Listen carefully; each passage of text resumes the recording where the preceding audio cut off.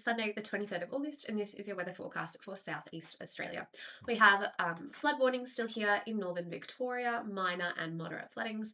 These should subside over sort of today and tomorrow, but they'll likely return on Tuesday as we have another rainfall system moving through with some pretty high single day totals.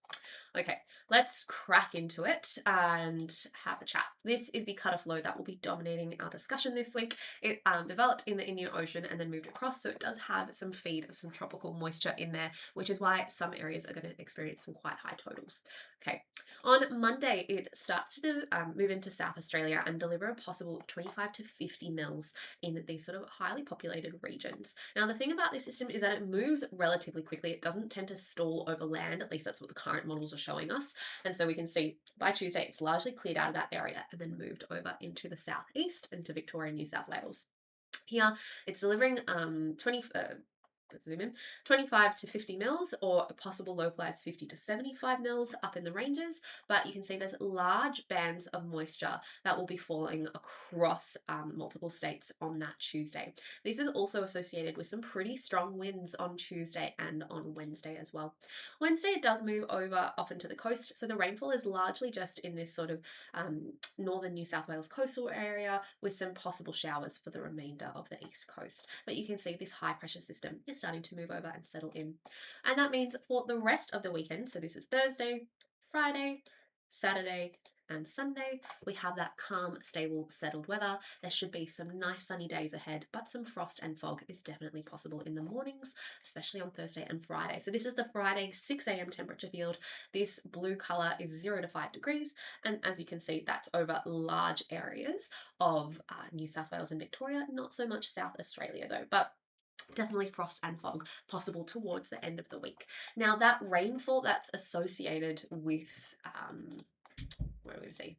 Yeah, the rainfall that's associated with that cutoff low can definitely bring thunderstorms and lightning with it to small localized areas. So definitely be on the lookout for that. So gusty winds, lots of rainfall, thunderstorms possible with that system moving through on the Tuesday and Wednesday in South Australia, Victoria and New South Wales.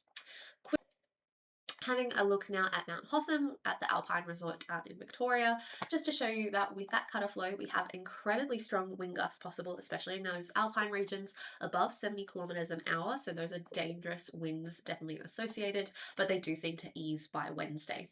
Now we can see that on the Tuesday, we've got 30 mils predicted, but there's a wide range between 1 and 34 mils possible, but definitely we're seeing a lot of consensus among the models towards that higher range of rainfall up in the ranges, with a lot of strong wind gusts being northerly, so they shouldn't be too cold. And in fact, that's a little bit of a negative because there's no snow falling and a lot of rain. Definitely likely that we'll see those flood warnings reappear again with this cutoff low moving through.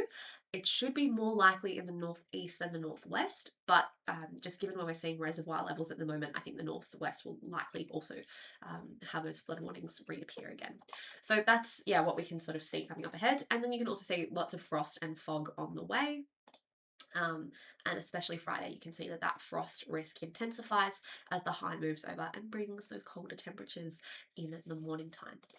All right, so just to finish off, re-summarising that we have that cutoff low moving through, bringing some dangerous and damaging winds, some pretty intense single-day rainfalls, and even some thunderstorms associated with it as well. That should move off on Tuesday and Wednesday.